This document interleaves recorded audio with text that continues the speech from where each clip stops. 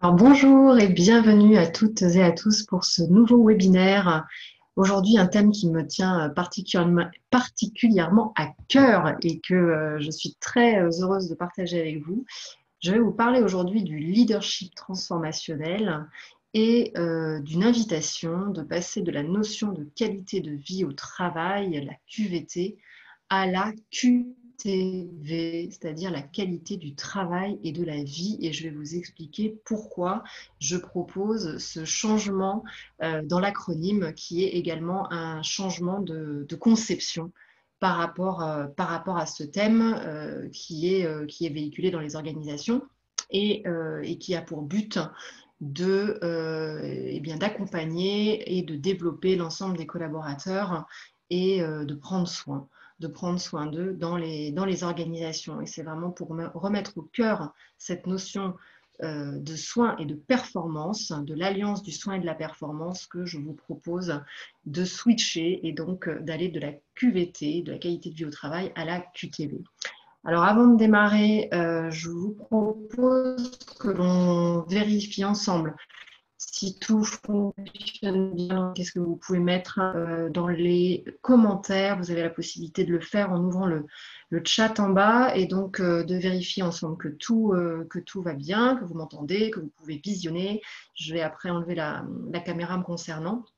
Sachez que c'est enregistré, donc si vous ne souhaitez pas qu'on voit votre visage, il vous suffit d'enlever la caméra.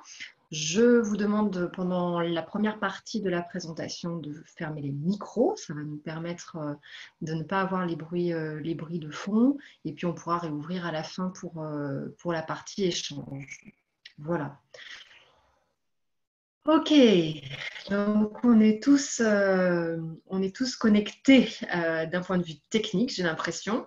Donc maintenant, ce que je vous propose, puisque le son et l'image maintenant fonctionnent, c'est simplement de nous connecter aussi les uns aux autres, puisque nous sommes à distance, et donc de simplement prendre quelques secondes ensemble pour reconnecter notre respiration, se sentir bien là, tous réunis autour de nos écrans, mais bien connectés les uns aux autres et connectés aussi à ce qu'on va pouvoir partager sur ce sujet du leadership transformationnel et du switch en termes de concept, donc de la qualité du travail vers la qualité du travail et de la vie. Voilà, donc simplement prenez le temps de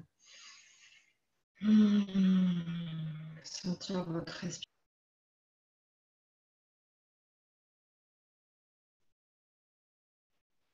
Une expiration. Une deuxième. Expiration. Une troisième. Ok.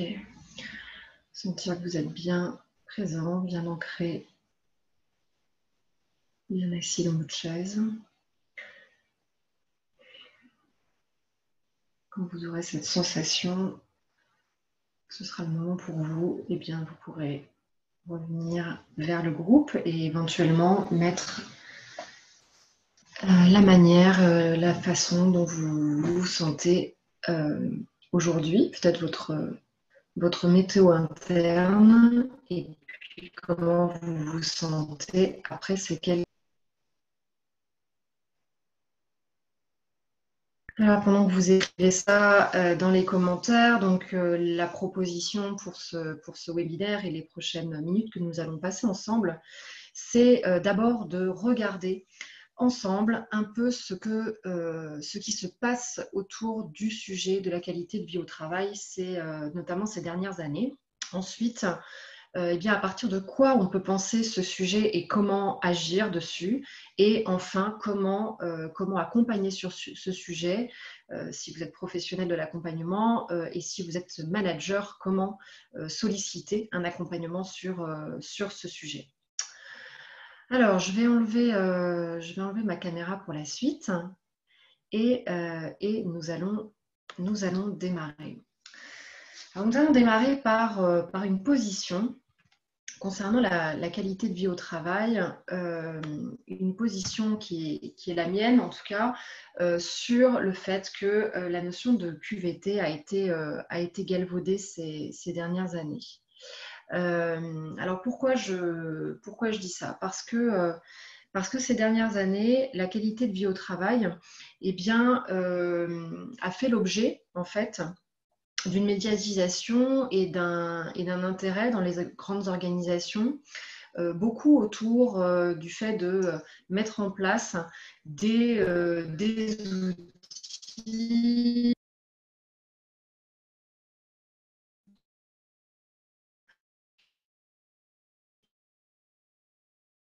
des tisaneries, hein, ces lieux de convivialité où on peut manger, boire, se servir en soda, en bonbons, beaucoup de sucre, hein, dans ces lieux de convivialité. On a eu, alors je plaisante souvent avec ça, mais on a dévalisé certains magasins de travaux, hein, pour acheter de la peinture rose et repeindre certains locaux.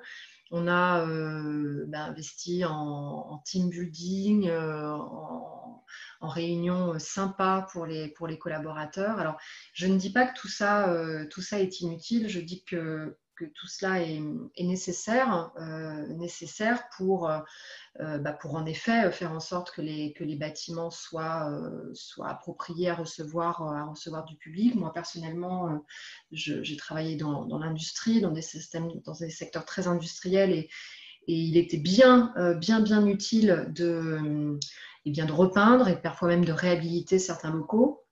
Donc ça, c'était très important. Il était parfois aussi important de faire en sorte que l'ambiance et le dynamisme dans certaines équipes soient revitalisés. Donc tout ça est important, mais simplement, c'est une condition nécessaire, mais non suffisante. Et on a vu, et c'est ce qui a été assez médiatisé par les pays du travail. Donc on a vu dans les médias des articles, hein, qui pouvaient soit vanter, soit s'étonner de la mise en place de, par exemple, Toboggan, Baby-Foot, et puis l'émergence de nouveaux postes, ces postes de Happy Manager. Alors, je vais vous raconter une anecdote personnelle, hein, dans mon travail. Et ça me donne l'occasion de me présenter ici. Je suis Ida Gennari Elichuri, je suis docteur en psychologie du travail et des organisations, je suis psychologue et executive coach certifiée d'HEC Paris. J'ai travaillé pendant 15 ans sur des fonctions RH de direction, et mon dernier poste était d'être responsable pour une direction de 10 000 personnes, de la prévention des risques psychosociaux et de la mise en place d'une politique de qualité dans le cadre de l'accompagnement de grandes transformations. J'étais responsable de l'accompagnement des transformations. Et donc, j'avais ces sujets-là dans ma banette. Et donc, sur ce poste, hein, moi-même, j'ai pu vivre en fait des préparations de séminaires d'équipe, où je me suis retrouvée dans la situation d'être plus occupée et plus sollicitée à prendre la liste, par exemple, de ce que mangeraient les personnes au dîner, hein, donc saumon ou poulet en général, et puis de me rendre compte que j'étais finalement plus sollicitée pour tout ce qui allait être autour du bien-être des uns et des autres, plutôt que sur le diagnostic des situations de l'équipe, hein, ce qui est plutôt mon corps de métier, bien sûr, ou d'envisager les thèmes que nous allions aborder pendant le séminaire. Alors, c'est assez questionnant, et donc si cela m'avait uniquement concerné, bon, je me serais dit que c'était peut-être moi, hein, et peut-être ma manière d'aborder les sujets, mais il se trouve que nous étions plusieurs collègues et homologues, hein, dans ce grand groupe à échanger et à remarquer ensemble que nos directions, nos DRH, nous sollicitaient de manière assez imprécise sur leurs besoins par rapport à ce sujet-là. Et bien souvent, on était sollicité sur des sujets j'ai tendance à dire, assez superficiels. Encore une fois, nécessaires, mais pas suffisants. Donc, du coup, par rapport à ça, en tant que psy, il y a une question qui m'est venue, et cette question, la voici, c'est finalement, que cache cette manière d'aborder la qualité de vie au travail et à quoi et à qui cela sert-il? C'est une façon un peu vraiment de retourner la problématique pour essayer de comprendre, parce qu'il y a toujours une raison en fait qui fait que derrière une manière d'appréhender les sujets, eh bien, ça parle aussi de l'organisation et du management. Alors, bon, de manière un petit peu cynique, on peut se dire, est-ce que c'est fait pour faire oublier les contraintes et les exigences organisationnelles? C'est une possibilité, mais ce n'est pas forcément celle vers laquelle j'aimerais qu'on s'oriente. J'aimerais plutôt qu'on s'oriente vers le fait que aborder et investir la question du travail est quelque chose de vraiment difficile. Parce que complexe, et que eh bien, à tous les niveaux de l'organisation, tout le monde est pris en fait par un nœud d'exigence, et cette exigence, c'est la performance, et que l'alliance entre la question du bien-être et de la performance est vraiment quelque chose de très compliqué à aborder.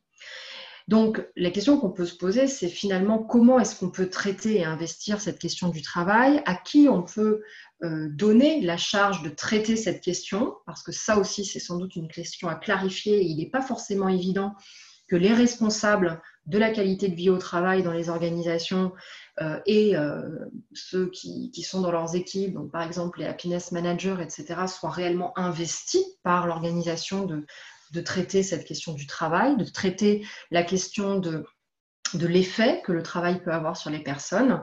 Et donc, ces questions-là, qui sont des questions dérangeantes, des questions qui peuvent bousculer sur la cohérence des processus, sur la cohérence des objectifs, sur les finalités qui sont poursuivies par l'organisation, sur éventuellement les adaptations systémiques à mettre en place, les modes de management à re-questionner et à transformer éventuellement, et puis comment accompagner aussi le développement des ressources individuelles qui, dans un monde qui bouge, eh bien, nécessitent d'être développées, et donc d'être à la fois définies et accompagnées. Donc, toutes ces questions-là autour des nouvelles coopérations, eh bien, elles sont nécessaires à l'émergence d'une intelligence collective qui va être la source de solutions complexes, et c'est en même temps très compliqué à mettre en place. Donc, les questions restent bien souvent en suspens, et ce qui montre que ces sujets-là sont en suspens, c'est aussi le fait eh bien, que cette question a fait l'objet de mesures législatives pour rappeler à l'employeur, et depuis pas si longtemps, sa responsabilité en la matière. Donc le législateur s'en est mêlé pour rappeler que l'employeur a cette responsabilité, celle de protéger ses collaborateurs sur le plan physique. Alors pour cette question de la protection sur le plan physique, tout ce qui est question de la santé-sécurité au travail, c'est des choses qui ont émergé il y a déjà plusieurs années, et notamment à cause malheureusement des accidents industriels. Ces accidents industriels ont permis une prise de conscience et ont permis en fait de se préoccuper plus tôt du sujet. Mais depuis pas si longtemps, on a avancé sur la question, le législateur a avancé sur la question et a ajouté le fait que l'employeur porte une responsabilité également sur le plan psychique. Et c'est en 2002, donc c'est pas si vieux que ça, c'est en 2002 qu'est née cette obligation de résultat de l'employeur en matière de santé mentale de ses salariés. Et cette obligation est d'autant plus forte que la jurisprudence peut considérer la responsabilité de l'employeur jusqu'à la faute inexcusable. Donc ça, c'est un article, l'article 41-21-1 du Code du travail, qui sert de base pour encadrer ce sujet. Donc on est loin d'être sur un sujet superficiel, on est loin des beaucoup de bonbons voilà, et de la cafette et de la cafétéria. Encore une fois, je ne dénigre pas, je pense que c'est très important d'avoir ce confort dans les organisations, mais simplement, encore une fois, c'est quelque chose qui est insuffisant. Et c'est d'autant plus insuffisant que le monde dans lequel nous évoluons est un monde extrêmement complexe. Et donc, j'aimerais maintenant faire un petit point d'arrêt sur cette question. Dans quelles conditions sommes-nous aujourd'hui et dans quel monde vivons-nous? Je vais vous inviter à réfléchir un petit peu pour vous, hein, et peut-être à mettre dans les commentaires comment vous pourriez, vous, décrire le monde dans lequel nous évoluons actuellement. Qu'est-ce qui vous vient quand vous pensez à ce monde? Comment vous pourriez le décrire, avec quels termes? Voilà, je vous laisse quelques minutes pour écrire dans les commentaires ce qui peut vous venir sur le sujet. Donc, je vois des mots, ouais, complexité, incertitude, insécurité. Ouais. Donc, tout cela est assez juste. Alors, on vit dans un monde, j'ai mis ici VUCA, vous avez peut-être déjà entendu parler de cette expression-là en français, hein, on dirait VICA pour dire un monde volatile, imprévisible, complexe et ambigu, qui provoque parfois des situations intenables. Et je suis avec vous et j'enregistre cette webconférence en plein milieu du confinement. Ça fait 5 semaines qu'on est confinés. Nous sommes le 20 avril 2020. Et a priori, on sera déconfiné le 11 mai, donc dans 3 semaines exactement. Ce sera intéressant d'ailleurs de reparler de la suite et des conditions du déconfinement et de voir les effets. Je vais en dire 2 mots sur les prévisions, toutes petites prévisions qu'on peut avoir sur les aspects psychiques concernant le confinement. Quelques résultats là que je vais partager avec vous.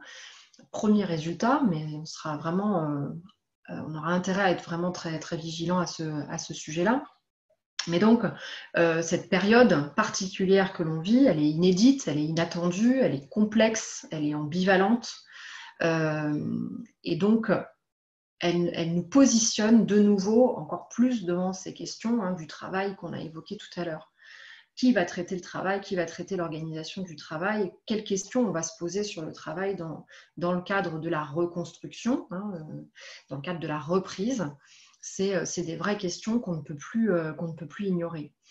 Et j'entends ça déjà de par les témoignages, de par les discussions que je peux avoir avec des dirigeants qui sont soucieux, attentifs des conséquences du confinement et notamment du télétravail prolongé, et qui commence à remonter, et qui remontait déjà ça il y a déjà 3 semaines, hein, donc ça a été assez vite finalement de voir les effets, malheureusement, des effets de fatigue, de solitude, de charge cognitive et de conciliation, de difficulté de conciliation entre les temps pro et perso. Donc on commence déjà à s'interroger sur les effets du confinement sur les personnes et de la façon dont on va réagir à la reprise et par rapport à la charge de travail à venir. Et donc, globalement, on vivait déjà dans ce monde VUCA, dans ce monde volatile, imprévisible, complexe et ambigu. Simplement là, on l'a de manière très concrète sous nos yeux. Voilà. Moi, je sais qu'il y a quelques mois, quand je parlais de ça à des managers, ils voyaient ça encore de manière très éloignée, hein, comme quelque chose qui ne les touchait pas forcément directement. Là, on est dedans. Hein. Volatile, ce virus, il est volatile, on sait, hein, on dit même très volatile, on ne sait pas où il est, et il est partout. Donc voilà, imprévisible. Bah oui, imprévisible, on ne sait pas qui il va toucher, comment il va toucher, les conséquences que ça va avoir, les effets que ça va avoir. Complexe parce que ça a touché l'ensemble de l'humanité, l'ensemble des pays, que les pays soient riches, moins riches, en développement, etc. Complexe parce que les effets qu'il va produire vont se produire sur pratiquement tous les pans stratégiques, économiques, politiques, voilà, de notre vie. Et puis ambigu, parce que, vous voyez ça peut-être aussi dans les discussions, à la fois on peut voir ça comme un risque épouvantable et en même temps comme une opportunité formidable de développer un autre modèle et éventuellement un autre monde. Donc on est vraiment, vraiment là-dedans, on y était déjà, mais simplement maintenant on touche réellement du doigt. Donc les situations qui étaient déjà intenables et qu'on a essayé de ne pas voir, eh bien aujourd'hui cette crise sanitaire, actuelle, inédite, inattendue, ambivalente, eh bien elle a provoqué immédiatement une visibilité de ces failles. Le milieu hospitalier en est le sommet visible de l'iceberg, hein, impossible de l'ignorer désormais. Et en même temps, on a vu une transformation immédiate des formes de travail, une inversion des échelles de valeur, une incertitude immense et de nouvelles obligations qui nous posent face aux questions auxquelles il serait désormais assez inconscient finalement d'échapper. Alors autre chose hein, qui complète cette vision et cette prospective, c'est le fait que justement les observateurs nous promettaient déjà il y a plusieurs mois, j'avais pour ma part assisté à une conférence pour NetExplo en février 2019, où ils annonçaient que nous aurions plus de changements dans les 10 prochaines années que dans les 30 dernières.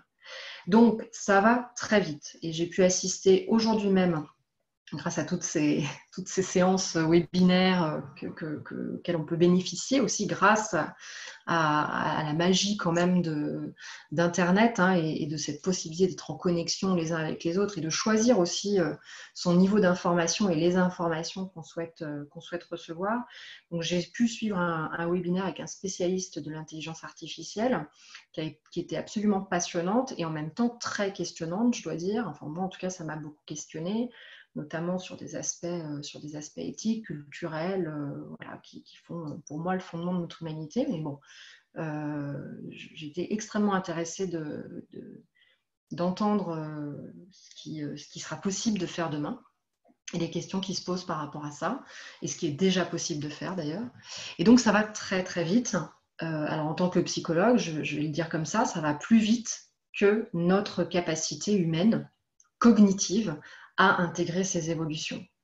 Et donc, en particulier, pour celles et ceux qui n'ont pas appris, qui n'ont pas eu ce catalyseur environnemental, éducatif, affectif, pour mobiliser leurs ressources internes, pour eh bien, faire de leur potentiel eh bien, l'émergence d'un talent, d'un savoir-faire, d'une capacité à se prendre en main et à dépasser les situations quelles qu'elles soient, et donc à dépasser ces inconforts que peuvent provoquer parfois ces évolutions et les changements d'habitude. Donc par rapport à ça, et pour poursuivre, je voudrais qu'on parle maintenant des données. Alors, ce n'est pas pour miner le moral, hein. C'est simplement pour avoir tous les éléments, avoir des éléments, parce qu'on n'aura pas l'exhaustivité des éléments, mais en tout cas, moi, en l'état actuel de ce que je peux vous donner ici et partager, c'est avoir des éléments de diagnostic et comprendre ce qui se joue actuellement. Donc, je viendrai ensuite vers les propositions d'action et d'intervention et qui nous concernent particulièrement, nous, les accompagnants, les psychologues, les coachs, mais qui concernent aussi bien les dirigeants, les managers qui ont à faire des choix et à décider de dispositifs pour accompagner leurs collaborateurs. Donc, simplement encore quelques données pour bien comprendre ce qui se passe, parce qu'on en a.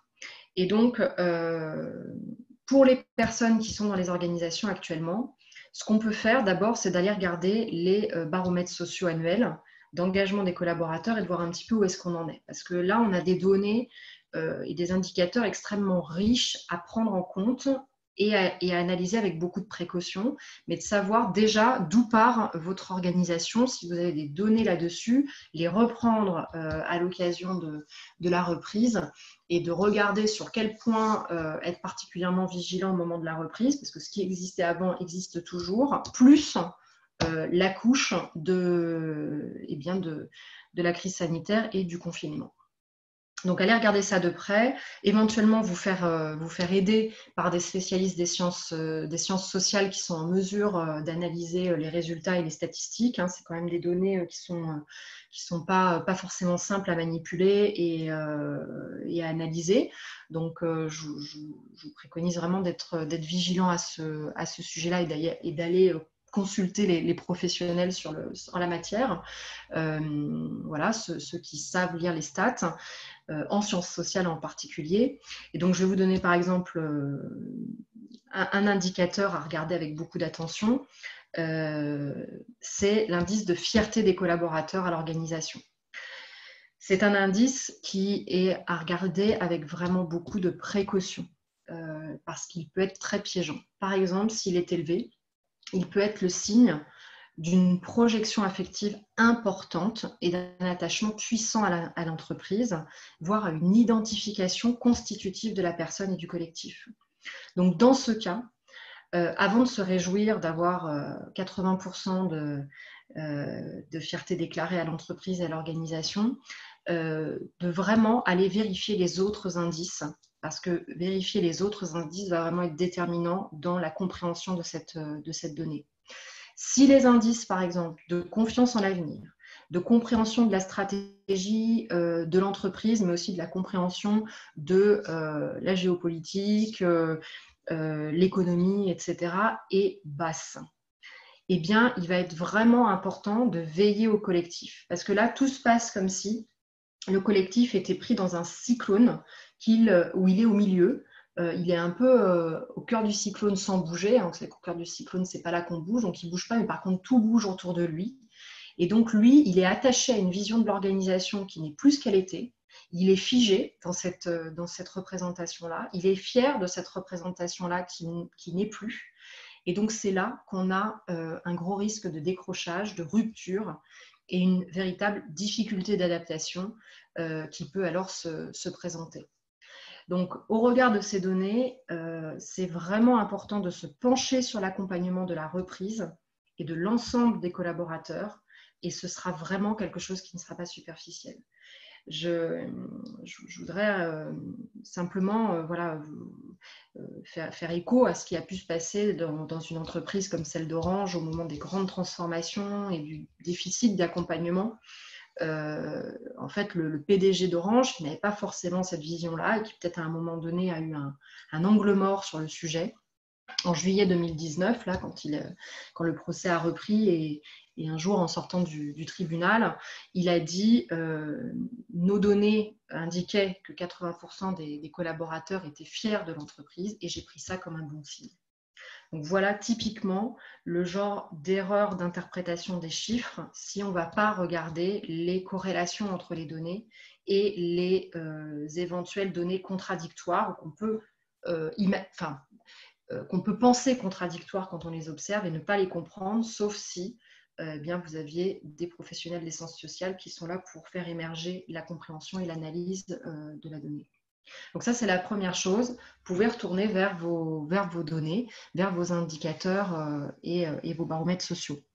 La deuxième donnée, et c'est quelque chose qu'on a depuis un moment, c'est-à-dire qu'on sait que le déclin des actifs, de la santé mentale des actifs, eh bien, n'a pas attendu le coronavirus pour se déclencher. Fin 2018, on a la Fondation Pierre de Nicker, qui est la prévention pour la recherche et la prévention en santé mentale, qui publiait conjointement avec Ipsos pour le Conseil économique, social et environnemental les résultats de son étude. Cette étude, elle s'appelle « La santé mentale des actifs en France, un enjeu de santé publique ». Ce qu'on sait avec cette étude, c'est que 22% des actifs en France présentent une détresse orientant vers un trouble mental. Donc ça veut dire présentent des symptômes dépressifs, des symptômes anxieux, voire des idées suicidaires, voire des fonctions individuelles qui peuvent être inadaptées, on va dire, à la vie sociale, ou qui peuvent poser en tout cas des difficultés, donc difficultés relationnelles, difficultés d'engagement, voilà, difficultés au travail et à vivre dans le collectif. Il faut savoir que cette donnée, elle est multipliée par 2 chez les actifs qui vont être exposés à différents facteurs. Ces différents facteurs, c'est le déséquilibre entre la vie professionnelle et personnelle, c'est l'inquiétude pour son avenir professionnel, c'est le manque de soutien des collègues et de la hiérarchie, et c'est la communication insatisfaisante au travail. Donc là, on touche vraiment quelque chose d'important qu'on sait avant la crise sanitaire, c'est des données qu'on a avant, et je vais vous parler juste après des premières données que l'on a sur ce qui se passe depuis le confinement et sur les 3 semaines, sur 3 semaines en fait de confinement. Donc on est sur des données du début de la crise.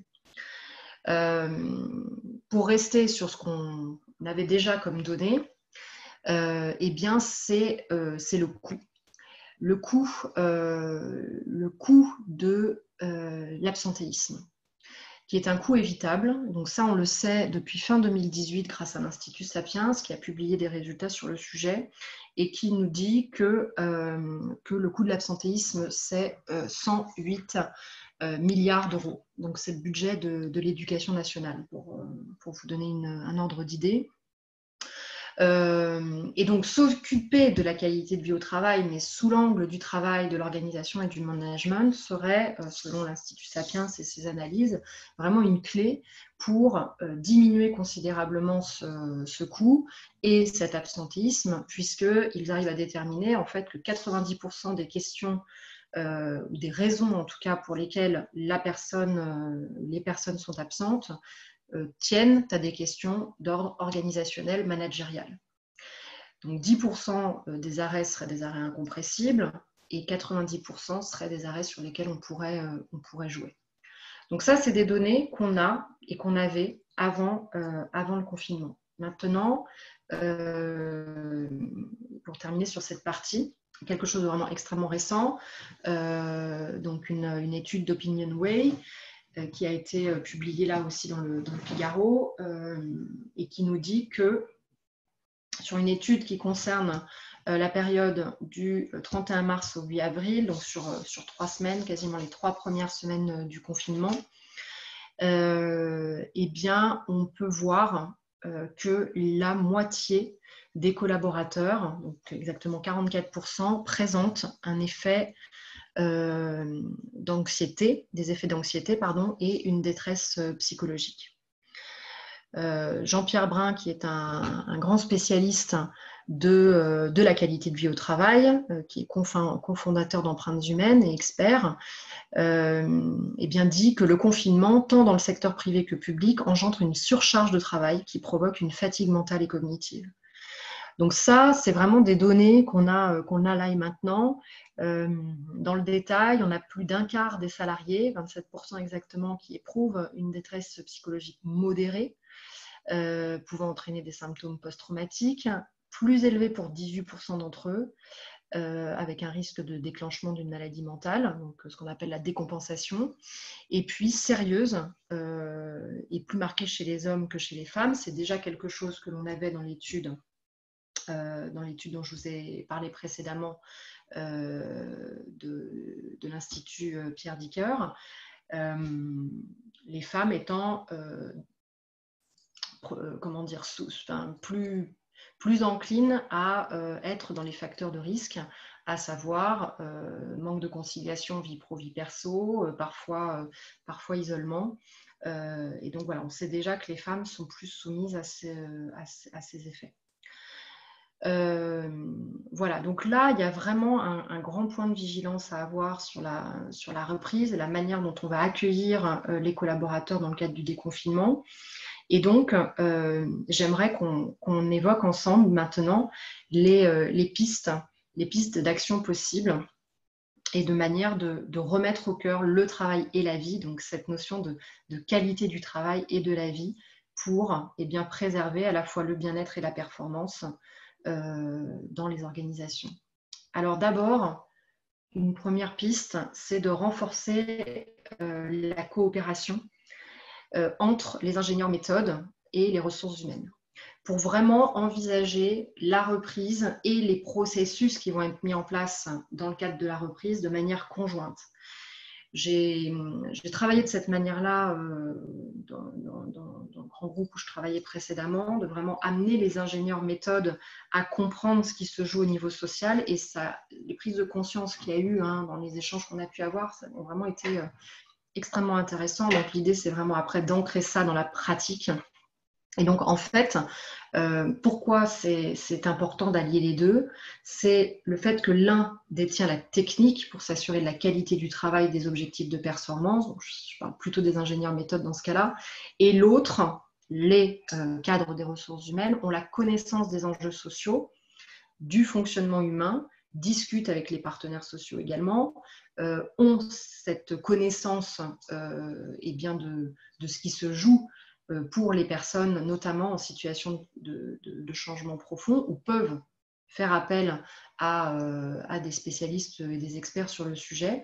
Donc le travail de fond, notamment sur le partage des valeurs et d'un état d'esprit de développement, un état d'esprit où tout le monde comprend qu'on ne sait pas et qu'on va apprendre pas à pas et qu'on va accepter de travailler sur une dynamique d'essai-apprentissage, eh bien, va être vraiment l'une des clés pour passer le cap de la transformation. Donc, je peux vous renvoyer à 2 auteurs sur le sujet, Scheller 2017, dont je vais parler tout de suite après, et puis Carol Dweck, qui est une chercheure américaine, une psychologue, qui a travaillé sur état d'esprit fixe, état d'esprit de développement, et qui a pu montrer à quel point l'état d'esprit de développement était corrélé avec la performance et la réussite, c'est-à-dire cet état d'esprit où on est en modélisation permanente et rien n'est jamais acquis et surtout on n'a jamais rien à prouver. Dans l'état d'esprit fixe, on est dans quelque chose où on se met a priori dans une situation où on devrait prouver quelque chose, qui nous limite en fait en termes de créativité parce qu'on a peur du coup du regard de l'autre, du jugement, de est-ce que je suis à la hauteur, etc. Dans l'état d'esprit de développement, on fait complètement sauter cette modalité de pensée pour pouvoir être simplement dans qu'est-ce que je suis en train de faire là et maintenant, quels sont les résultats que j'en retire, ok, qu'est-ce que je peux dire sur ce qui ne fonctionne pas, qu'est-ce que je peux dire sur ce qui marche et que je peux essayer de remodeler. Les ingénieurs méthodes connaissent bien ça, sous d'autres formes, sur les méthodes agiles par exemple. Donc, on parle à un moment donné le même langage et c'est intéressant de voir comment est-ce qu'on peut se parler de la même chose quand eux l'appliquent sur des process et que nous, on l'applique sur l'accompagnement des individus et des collectifs. Donc, c'est ce travail collaboratif qui va vraiment avoir pour objectif de développer une vision systémique sur les hypothèses qui vont pouvoir être faites dans la construction des modalités de reprise et des effets quant aux prises de décision. Donc ça, c'est le premier point.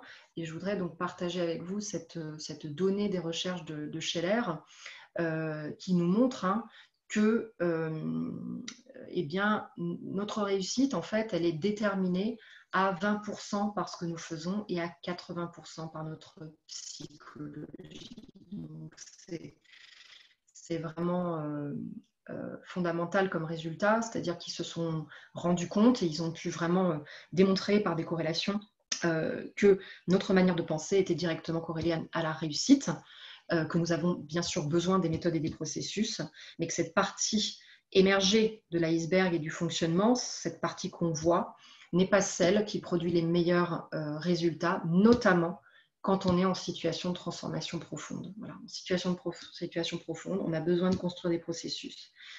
Et on a particulièrement besoin de développer un état d'esprit où il va y avoir au cœur la responsabilité, l'apprentissage permanent, l'agilité, l'ouverture et la coopération dans l'interdépendance. Comprendre qu'on ne peut pas travailler de manière isolée.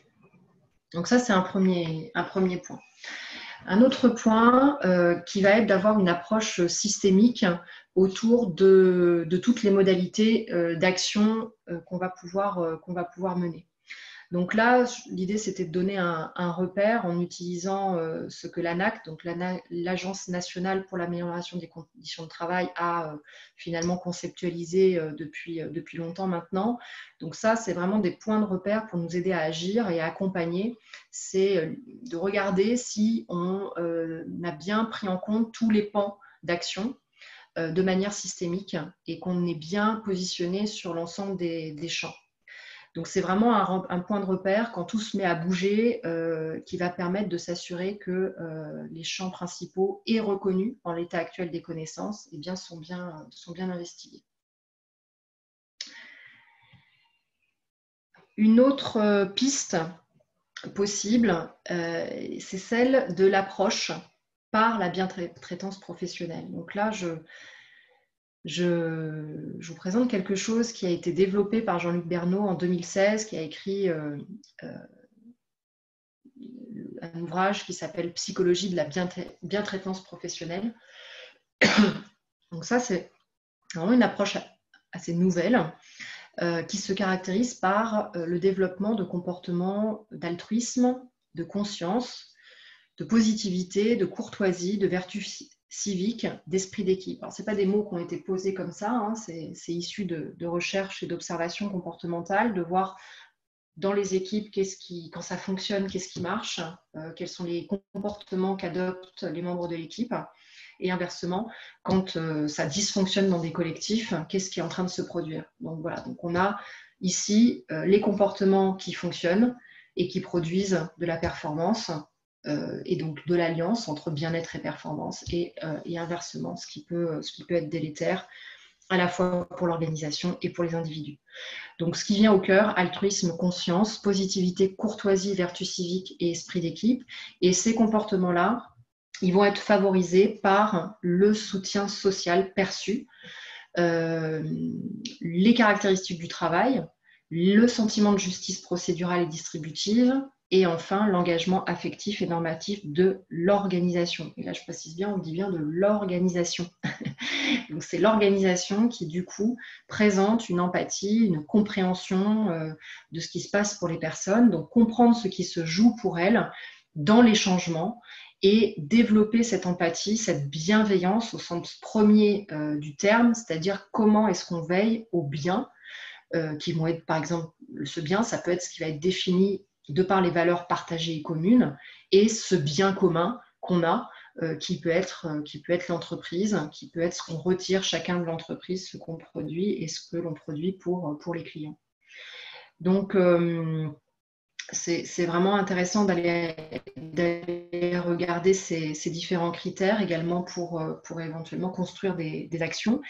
Et avant de conclure, j'aimerais vous proposer de finir par une expérience ensemble pour vivre ensemble ou revivre, si vous connaissez cette expérience, ce qui se joue pour chacun de nous dans un changement. Quelle est cette modification profonde qui se passe à un niveau psychique, c'est-à-dire qui se passe au niveau de notre cerveau, de notre opérateur central.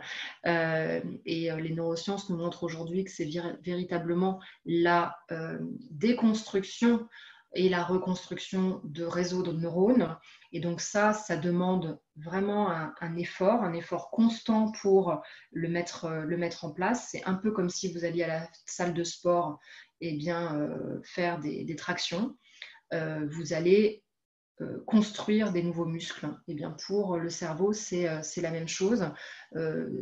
Adopter une transformation, être dans une transformation, pour lui, ça veut dire créer de nouvelles connexions de neurones.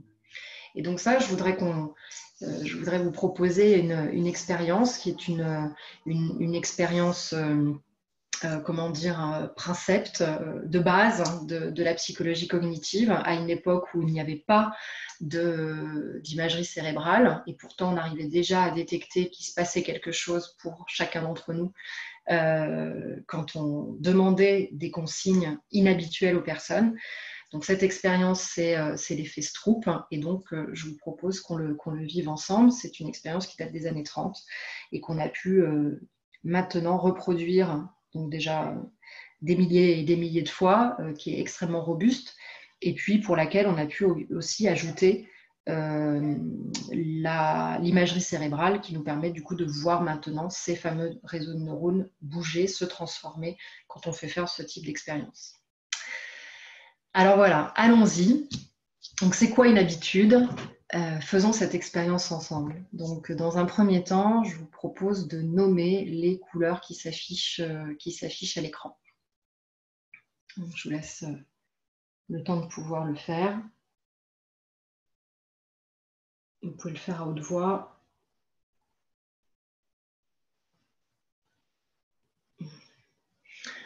Et éventuellement, voilà, dire dans le chat comment ça se passe pour vous. Est-ce que c'est facile, difficile? Est-ce qu'il y a des problèmes pour certains d'identification des couleurs, ce qui est possible? Voilà, donc dites-toi un petit peu dans le chat comment c'est. Ensuite, je vous propose de lire les mots qui se présentent devant vous.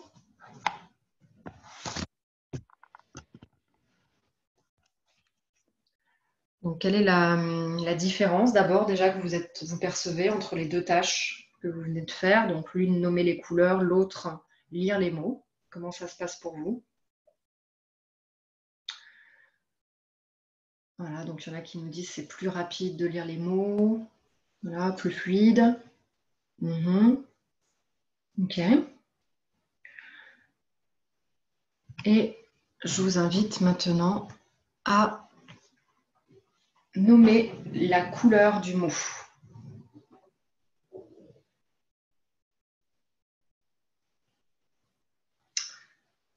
Donc pareil, si vous pouvez mettre dans le chat ce que ça vous fait. Donc je répète, la consigne, c'est de nommer la couleur du mot. Voilà, donc là, je commence à voir apparaître inconfortable, on ne sait plus ce qu'on doit faire, je dois m'empêcher de lire, c'est la lecture qui vient en premier, etc., etc. Ouais, tout à fait. Donc voilà, donc ce qui se produit sans doute pour la plupart d'entre vous, hein, c'est un conflit en fait entre les deux tâches. La tâche de lecture étant plus habituelle, plus automatique en fait que la tâche de nomination de couleurs. Hein.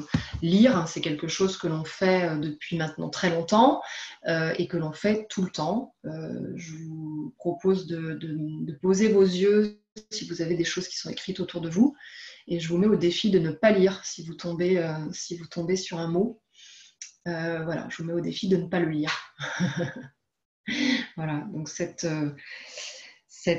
fonction, cette tâche est tellement ancrée et tellement une habitude qu'on a donc nos réseaux de neurones qui sont extrêmement denses, extrêmement solides sur cette fonction-là, et qu'il est très difficile du coup de la réprimer.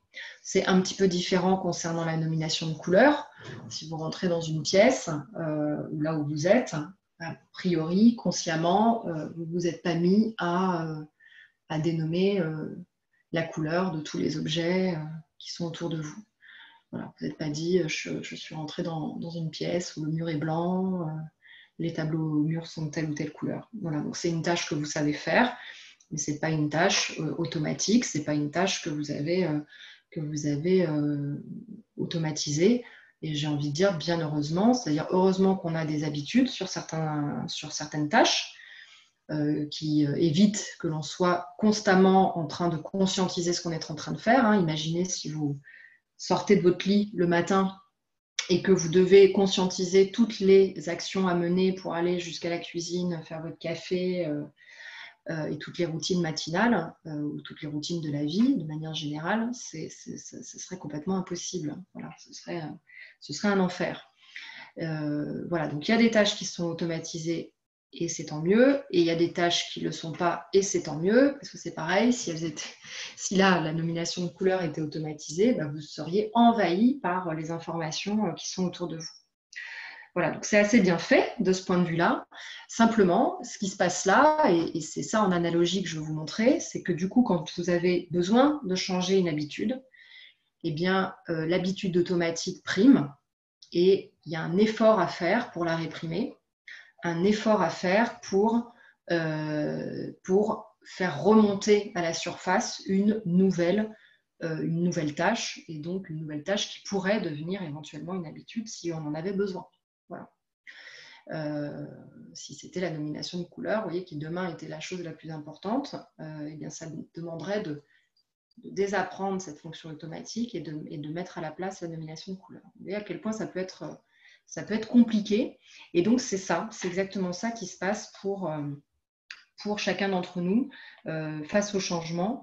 Et donc, quand je parlais de bienveillance, de bientraitance au travail, eh bien, c'est vraiment cette invitation à comprendre ce qui se joue pour les individus, parce que pour chacun d'entre eux, et plus pour certains que d'autres, eh bien, c'est cet inconfort que vous venez de vivre, cette déstabilisation que vous venez de vivre et cet effort pour se transformer qui se joue à plus ou moins grande échelle.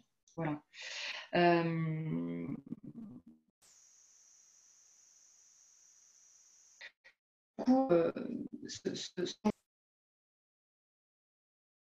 De l'accompagner, il est possible de permettre à chacun de puiser dans ses ressources, de découvrir ses ressources aussi pour certains, afin de reprendre un certain pouvoir d'agir sur les situations et qui se présentent à nous-mêmes, y compris les plus difficiles. C'est cette notion de résilience. Hein. Donc, comment est-ce qu'on peut être en tant qu'accompagnant et en tant que manager ou dirigeant, ces tuteurs de résilience pour accompagner le développement vers plus de responsabilité, vers plus d'ouverture et plus de coopération. Il me semble que ce sont vraiment les trois postures clés qui vont nous aider en fait à dépasser ces challenges qui se présentent à nous et à reconstruire. Et donc pour ça, on peut s'appuyer sur 5 piliers. Celui d'envisager que le changement commence par soi, celui de fixer ses propres limites, celui d'exprimer ses besoins, celui d'employer un regard et un vocabulaire qui soit ouvert, qui soit positif sur le monde et sur les autres. Ça, c'est fondamental pour aider notre cerveau à construire, à créer des solutions nouvelles. Et puis, un cinquième pilier extrêmement important, c'est de s'autoriser à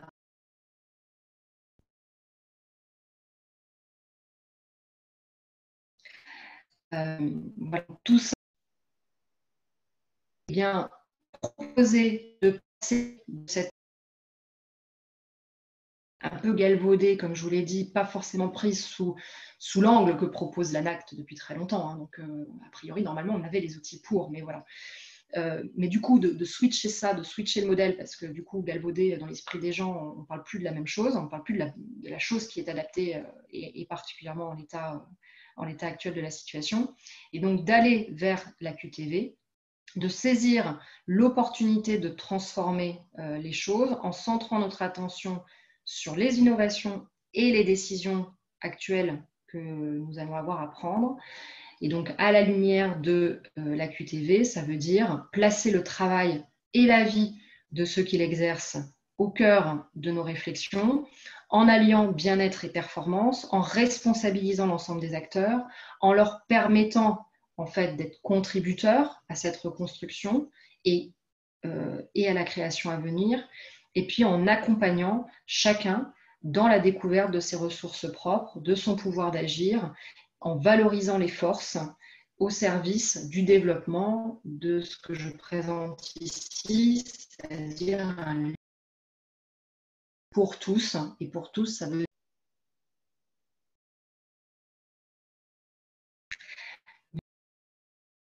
heureuse d'avoir pu partager ça avec vous.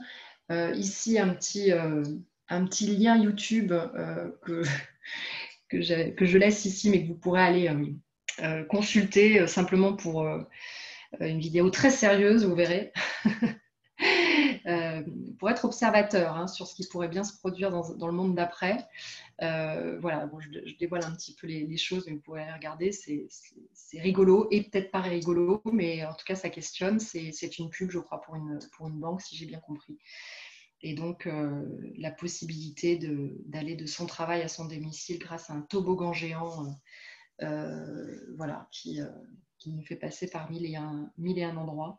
Donc, je vous laisse visionner cette vidéo si vous le souhaitez, pour mettre un petit peu de légèreté sur ce sujet très complexe et important, et voilà, et qui sera sans doute au cœur de nos préoccupations dans les prochaines semaines. Voilà, donc je vous remercie beaucoup. Si vous souhaitez échanger, j'ai trouvé cette photo que je trouve pas mal. On est peut-être encore confinés au moins pour 3 semaines, mais derrière nos fenêtres, il est possible de créer quelque chose, et le fait de pouvoir déjà partager notre la preuve que l'on peut se réunir pour penser et agir. Donc voilà, je vous remercie en tout cas beaucoup de votre attention, et je reste à votre disposition pour les questions. N'hésitez pas à continuer les échanges dans le chat, ou bien simplement à m'écrire directement sur mon mail ida.elichery@pcdeveloppement.fr, voilà, ou à prendre, et du coup à prendre, si vous le souhaitez, directement contact avec moi pour qu'on puisse regarder ensemble les situations qui se présentent dans vos organisations. Je vous dis à très bientôt. Merci.